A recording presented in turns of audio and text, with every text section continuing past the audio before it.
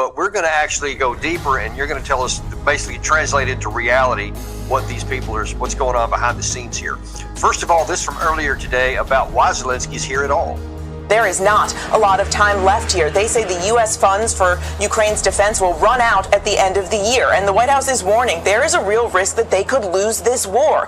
And that, they say, could have dire consequences for U.S. national security and our international interests. But right now, there is no clear way out of this. It is not clear what is going to satisfy Republicans' demands or just how far President Biden is willing to go to compromise. And there is not a lot of time left here. Congress is set to head out of town at the end of the week. Well, I just on the surface of it, and we'll be touching on this quite a bit momentarily, but that there's a chance that Ukraine might lose this war is a pretty interesting way to talk about it. But as she's talking about there, the real issue right here is, in this particular case, even more than President Biden, is what is Congress going to say? And here's, first of all, let's look at the U.S. Senate. Here's what the view is from the Democrats on the Senate side. President Zelensky made it so clear how he needs help. But if he gets the help, he can win this war. And even many of our Republican colleagues talked about we are winning this war. If he gets the help he needs, he will win. Man, okay, we might have to interrupt there for a second, Doug. That what I saw there reminds me of a really stark video in 2013 when General Allen, who was then the commander of the U.S. forces in Afghanistan, said, "This is winning. This is what winning looks like." And now here, after 2 years nearly of war and a complete utter fail summer offensive, he says we're winning. I'm not sure what definition he's using. Well, would you buy a used car from Chuck Schumer? I would not. No, not a chance. And I imagine that Mr. Zelensky brought his copies of the Epstein tapes with him to visit Washington so that he could show President Biden that both he and Hunter are on those tapes, along with most of the Congress. And if you don't give me the money I want, then I'm going to release the tapes. I suspect that was the real core of the conversation. Look, this is a tragedy, and someone said something about eventually tragedy becomes farce. Everything has become a farce. The lying has been so indiscriminate and so constant and overwhelming that it's no longer possible to lie. But what do you do when everything that you've promised has failed, when your policies are disastrous, when everything that you said had happened has not? Well, you double down and you continue to lie and lie. After all, you do have the media with you. The media is not going to hold a program for an hour and say, these are the 62 principal lies that you were told over the last several years, and you need to know the truth. I don't remember a television program like that coming on about Vietnam for at least 20, 25 years. Right. So I think, and you see, even in that clip that I showed there from ABC News at the start of this, they're just reporting what people were said. They're not saying, how is this even possible that you're talking about might be losing? They just say what they're being said, and no one questioned Schumer after he made that comment here. But over on the House side, we have a little bit different view. What the Biden administration seems to be asking for is billions of additional dollars with no appropriate oversight, no clear strategy to win, and none of the answers that I think the American people are owed. I have also made very clear from day one that our first condition on any national security supplemental spending package is about our own national security first. The border is an absolute catastrophe. Now, before we comment on Johnson's views there, because he's definitely not an open checkbook kind of a guy, clearly, there's an interesting view from overseas on how Congress is viewing this, specifically the Republicans. And we had this earlier on Sky News today from the UK. The Ukrainians are running short of ammunition, particularly artillery shells. And this money is really critical. I mean, it's 61 billion, which is in the package. There's 14 billion for Israel, 61 billion for Ukraine, about 31 billion for other things, including Taiwan. It's 106 billion. And it's held. It's locked. And some Republicans oppose it because they're playing hardball against more money for a wall in the South, against immigration in the South. But some Republicans oppose it simply because they oppose it. They oppose the idea of money for Ukraine. They're saying, look, we spent 200 billion in Ukraine. What will another 60 billion achieve? The 200 billion hasn't so far achieved. And of course, there's an answer to that, but they pose that question. I just find it interesting that he finds it, number one, odd that we care about the security of our southern border, but then number two, that some Republicans just disagree with it, for no reason. Well, I mean, other than 200 billion in 2 years of war have produced no progress on the battlefield, especially in the last 12 months.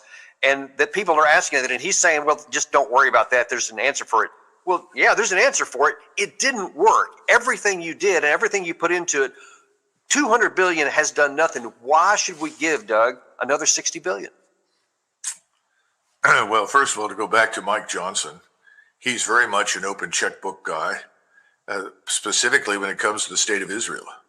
If he were serious about our national security, then he would demand the commitment immediately of 60,000 U.S. Army troops to the border with Mexico, immediately, in Texas, Arizona, New Mexico, California, that these troops would have the mission of securing it, stopping the human trafficking, stopping the drugs.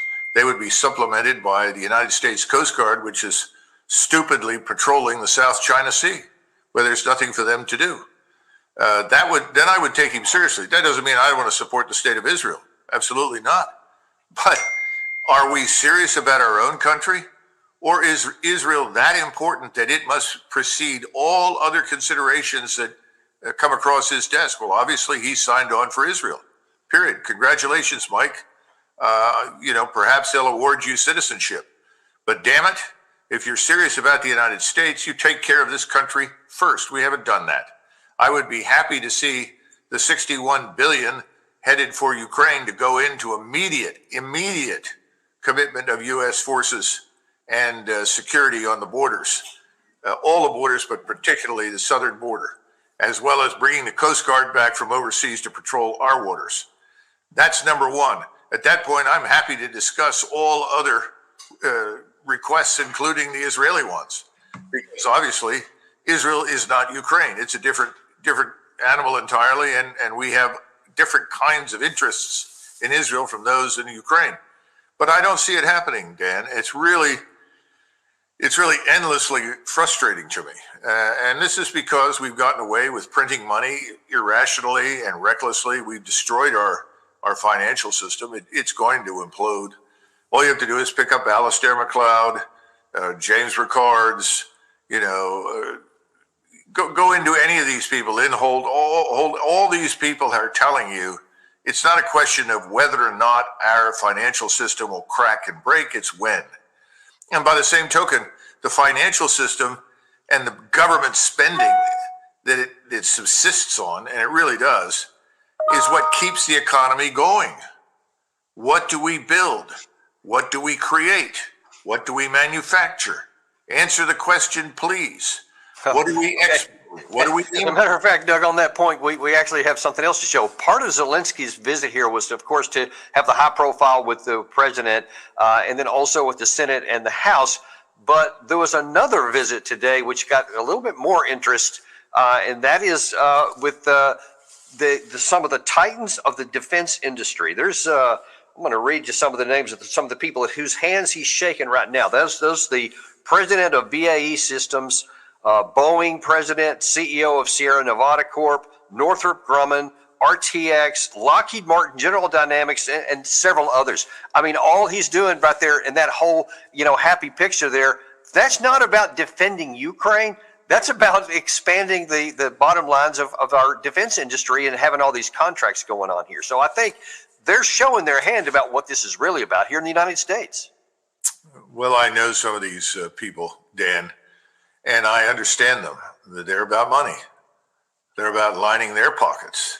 They're about what we call shareholder value. They don't really care about most of the employees under them. They don't care whether or not they're producing anything that's really what we need. In fact, I've sat with many executives over the years and they said, well, look, we agree with you. We recommend, we agree with your recommendations and we'd be happy to do that. But you have to understand that's not what we're asked to do. When Congress and the generals and the admirals meet with us, they just want more of what they've already got. And, we're in business. So thanks very much. It's been an interesting afternoon. Good luck. God bless. We're going to keep producing things we don't need. That is, that the American people and the national defense doesn't need. I don't know how you fix that because money drives everything. And that's all they care about. And that's not surprising. And I'm not faulting them for taking the position that they are responsible for large corporations and, of course, shareholder value. I hate that shareholder value term because up until World War II, we used to talk about providing the best possible product at the most reasonable price. That's all gone now. Yeah. We provide whatever we want to provide to make as much money as possible for our shareholders. And frankly, most of those guys are not engineers. They didn't come up through any assembly lines. They're not innovators.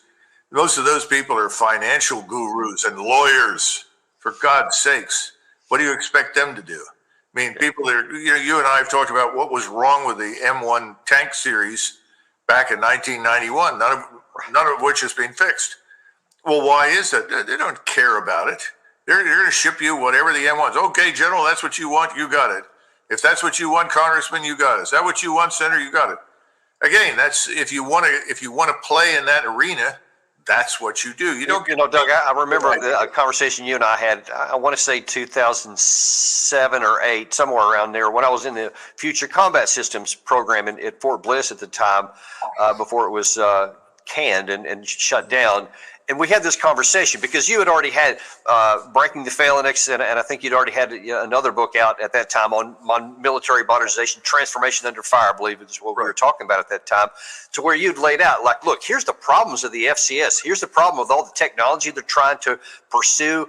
And you talked to industry. I remember you told me that. You talked to some of the industry people and said, here's what we need. Here's what will actually work. And they said, yeah, we can do that. But only orders we're getting are for more M1s and upgraded M1s and these things that are never going to come into pass. And we'll spend lots of money on making those things as long as they keep it going. But it's not what is going to make anything work. And you pointed that out in at least 2008. And now here we are in 2023. Nothing's changed. Well, I remember a corporate officer from the firm that ultimately became primarily responsible for FCS. And he had just attended a meeting and he had met with the Army Chief of Staff at the time, who was General Shinseki. And he was brought over to see me by someone who had served with me that said, after he'd come out of the meeting, he was frustrated. And they said, let me go introduce you to this colonel. I served under him and you'll really appreciate what he has to say. So he came in. We sat and talked for about 45 minutes. But he opened the discussion by saying that the things that the Army wanted at that point were simply not realistic, couldn't be attained. You'd have to break the laws of physics and fractal mathematics and everything else if you were going to get the things the Chief of Staff wanted. And whenever you said that, the Chief of Staff made it clear, well, if you're not going to do what I want you to do, I'll spend the money with someone else. And so he said, we finally decided if we don't take the contract, we're going to lose all this money because it'll just go to some other Big Five defense firm, and then they'll get the billions of dollars that we would have otherwise gotten. So I said, yeah, no, I understand that. That's unfortunate, but you absolutely positively know that it won't work. Sure, we know that. And, I'd have difficulty doing that because I was a soldier like you, and I would be very concerned about whatever we provided to people. But, there's good news at the end of this tunnel, and you know what it is. FCS never provided anything. So you and I can rest assured that all the people that were there paid general, and they went on to great glory, and program managers made lots of money, but nothing came of it. And that was all right because Congress was preeminently concerned about the money being spent. And I almost hate to bring this up, but speaking of generals and them, trying to grease the trough there, we had another general again today making some very interesting comments about the Ukraine situation. And, I'll just let him speak for himself. Ukraine has not failed. I think we in the West have failed. We've failed to commit strategically to Ukraine winning, and therefore we have failed to deliver those capabilities that Ukraine needs and has expected. But also just the psychological aspect. We have not said we want Ukraine to win. Wow, it's hard to even reply to that. We haven't said we want Ukraine to win, and them not winning is our fault. Like, we didn't give them enough stuff, and I don't know, maybe we didn't fight for them, but man, Ben Hodges is a really strange cat when it comes to just like almost ignoring patent reality on the battlefield. Well, I don't think he's particularly strange. I think he's pretty standard for what we get right now in the senior ranks of the armed forces. First of all, I'd find out who he's working for in retirement and identify the cash source that sustains him and pays for stupid remarks on television. That's what everybody needs to do. I wish that every time some former or retired general officer came on board to share his brilliance with the American public, that someone somewhere underneath his name, someone would write, oh, this man works for, who is it, Lockheed Martin, or this think tank, which is ultimately a front for this corporation and these people, or a foreign lobby, and on and on and on. And we've got a lot of foreign lobbies that pretend to be domestic lobbies. So it's an enormous problem. That would be helpful. But there's something else with Hodges, and I really think he jumped out of too many airplanes in the airborne without a helmet, because the remarks that he makes are phenomenally stupid. And I don't know what his experience is on the ground fighting anybody, but I don't think he knows much about it. I don't think he's studied his profession or warfare. Those are the best things that I can say. Yeah, and I mean, again, it's just so divorced from what's physically on the ground in reality. And let's talk about that for a second, because most of the conversation here in the United States, and as you saw from Schumer before, is about we need to give Ukraine this money so that they'll lose. The implication being that money is what they're missing here. If they just had more cash, then all these things that we saw on the battlefield are going to be reversed. But well, as this British fellow said a second ago, he goes, people are asking the question, if 200 billion didn't do anything, why is another 61 billion going to make any difference? And what do you see, Doug, on the battlefield, say over the next 6 months? Well, I don't think it'll go on for another 6 months, frankly. I mean, we may never install a new government that will do our bidding. If that is the case, then perhaps something else will emerge. I hear people say, oh, well, you know, Zelensky, he's admittedly terrible, criminal, crooked, corrupt, so forth. But Zelensky, General Zelensky, he's a really great person and he really cares. Yeah, right. If he'd have given a damn, he'd have stopped this a long time ago. You know, one of my favorite anecdotes from the Second World War, and this is a German officer who lived through it and fought through it, and he said to me, now, Stalingrad falls on the 2nd of February, 1943, and Hitler's birthday is the 20th of April. And by the 20th of April, all of the senior generals of the German armed forces signed a pledge of allegiance, effectively, to Adolf Hitler, congratulating him on his birthday and pledging their allegiance to him come what may. He said there was not a single solitary German general with the patriotism and the compassion, if for nothing else, for the German soldiers and German people, to stand up and say, someone needs to remove this man, or better yet, I've got a pistol, I'll go do it. Incomprehensible. Now, eventually they get around to it, but it was too late. It was too weak. Imagine that. How many lives could have been saved by removing that man in 1943? It didn't happen. It was, you know, they stayed in the same rut. That's what we're dealing with now. We're dealing with it in Ukraine. We're dealing with it everywhere. You know, what do you think is going to help the Israeli Defense Force to quote unquote win in Gaza? Well, let's send them 45,000 more tank shells. Let's send them 200 more 2,000-pound bombs with precision strike kits. It's not going to work. Oh, yeah, you can flatten Gaza. You can expel the population. You can kill large numbers of them. Are you really winning anything? Is that going to buy Israel security? Well, then we move on to the West Bank, or we move up to Hezbollah. Right. Good luck. You know, this is not going to work. And covering up the truth, and I think you and many others have pointed to it, I don't have the sources from Israel that I did for Eastern Europe, so I don't have confidence in the numbers. All I can do is read what a journalist in Israel says, or what comes out in Haaretz and so forth. But if they're close to being right, and the Israelis have lost 3,700 plus dead already in uniform in Gaza, how many more are they likely to lose against Hezbollah, or what are they going to lose in the West Bank? All the while, the rest of the region is mobilizing quietly, but they're mobilizing, and none of the governments want to fight. Everybody knows that, but the populations do. They are enraged, and we may see some of these Arab regimes in particular go away for the very reason they've done nothing to this point. So I just see no good news in any of this, but I see no one in charge, because the people in charge are sitting primarily today in Jerusalem. They're running the show, and they're telling us what they want, and they're telling us what we will do and what we will provide. Fine. What's going on in Kiev right now? Not much. It's hopeless. Everybody knows that. People are still dying. 40, 50, 60, 70-year-old men are going out there and being killed. Young women are being killed. 13, 14, 15-year-old boys are being killed. The Ukrainian secret police is running around giving a good demonstration of what the NKVD was like for Stalin. Stalin murdered 1 million Soviet soldiers who refused to fight against the Germans. Well, I wouldn't be surprised if we're not going to see many, many more thousands refuse to fight in this war against the Russians, and for good reasons. The problem is no one will stand up and be counted. We're back to the failure in April 1943 to finally say, no, this must end here and now. So where do we go from here? I think it gets worse. I think things escalate. Now, just before I came on, I saw something in Zero Hedge about a supposed proposal from Mr. Netanyahu to make some sort of agreement with Hezbollah that would put U.S. and French troops on the border between Israel and Hezbollah. Once again, I'm sure Mike Johnson thinks this is a great idea.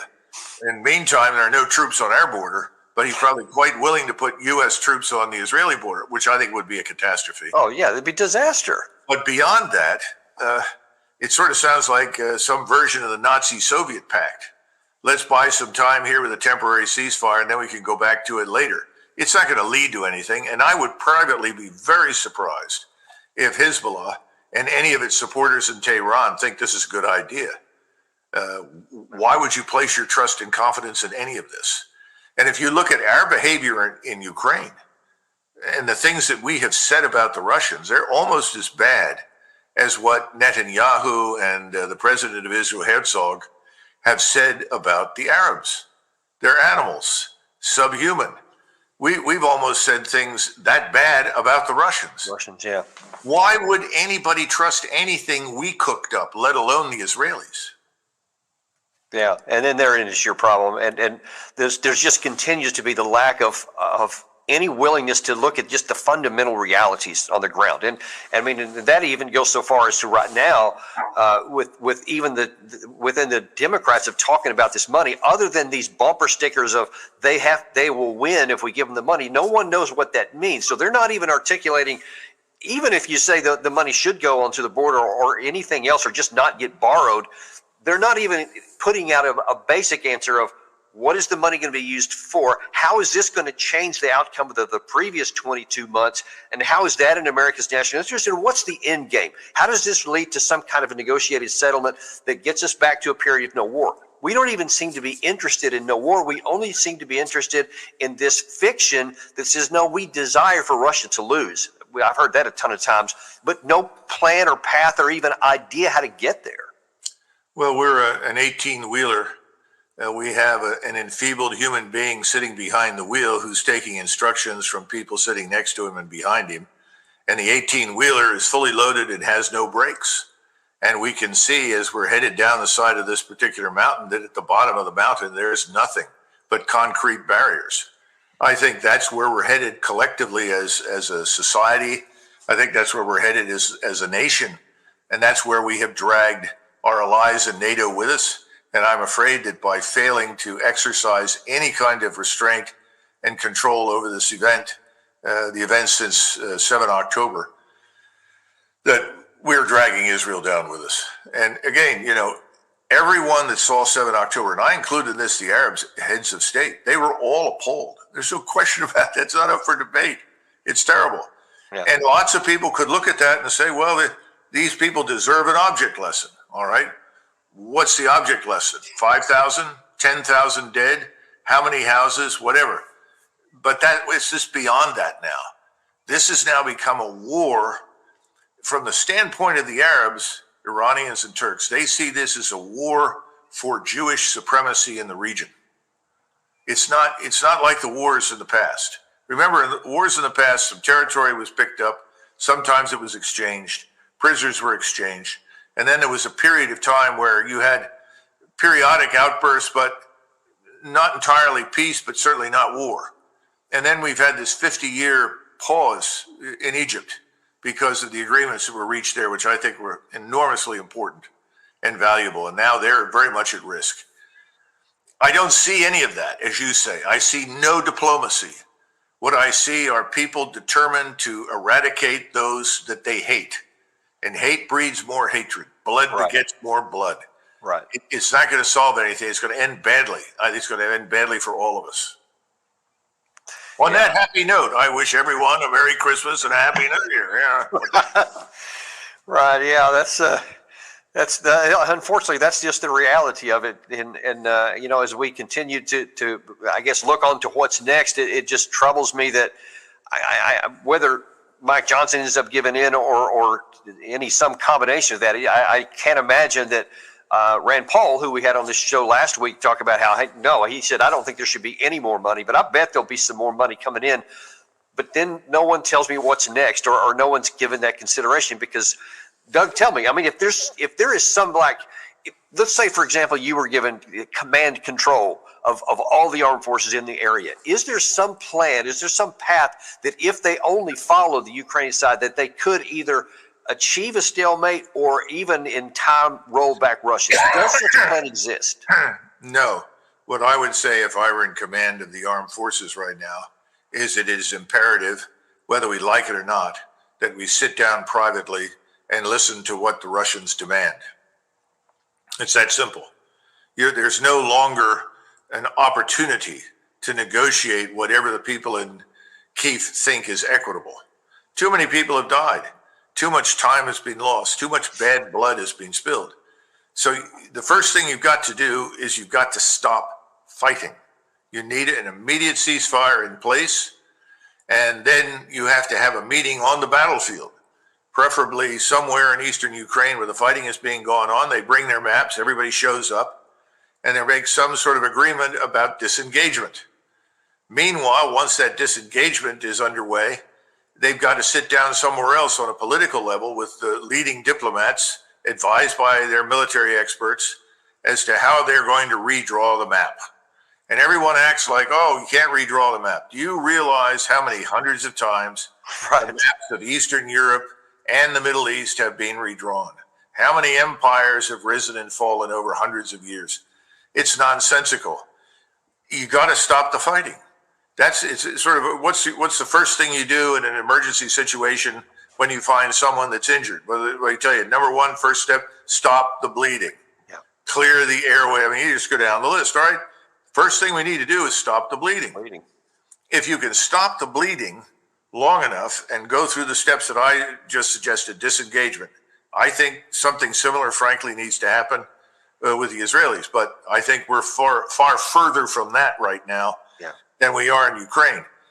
But right now, that's what's in Ukraine's interest, and not Mr. Zelensky and the crooks and criminals who have been stealing everything they get their hands on, who all have bank accounts in Cyprus and homes in Italy somewhere. I'm talking about the Ukrainian people and the nation. Yeah. They're the ones that have to be saved from this wreckage. That can be done. But I don't think we can do it, Dan. I mean, are we going to be trusted? Is anybody going to listen to us? You know, I don't. And so all we want to do is say for as long as it takes and whatever they want. And so there's not even any concept of that. That's been one of the most disheartening things to me for the better part of this year, is that there's not any effort, not any intention at all to bring the war to an end, only to just give whatever Kiev asked for. And here's the perverse part. What you just laid out there is the one plan I have seen that could actually succeed, could end the war, could end the destruction of Ukraine, what's left of it, end the killing, and actually has a shot. Even that's not guaranteed because of the distrust that's been built up over the last 20 years in Russia and elsewhere, but it's got a solid shot. What we're doing now has the greatest possibility of losing yet more territory for Ukraine, more people to die pointlessly, and then we won't have a choice at some point, Doug. I think at some point we're just given terms and that's it. That's the end of the war. I think that's where we're heading if we don't do what you said now. I think strategically we are set up for a Dunkirk. It's coming. Instead of leaving Europe, amidst fond farewells and waves, I think we're going to end up in a position where people are telling us to get out. Get out. get out as quickly as possible, and by the way, don't come back. We've not simply overstayed our welcome. We've now destroyed European economies.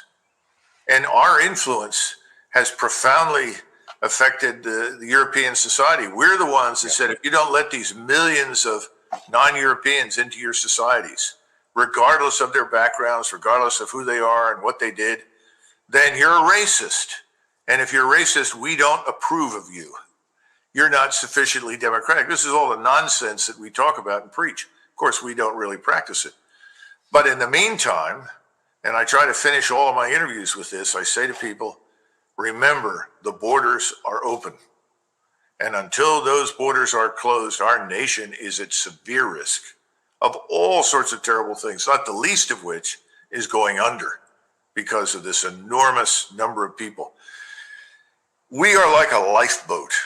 You know, I'm sure you must have seen the films, and I'm sure a lot of your viewers have read the psychological studies that talk about the lifeboat problem. The lifeboat is designed to carry 12 people or something, and you end up with 25 or 30 people that want to be saved. And over time, you have to make hard decisions. But you can't bring in all of those people, or you sink the lifeboat. Yeah. Our boat is sinking. That's the problem.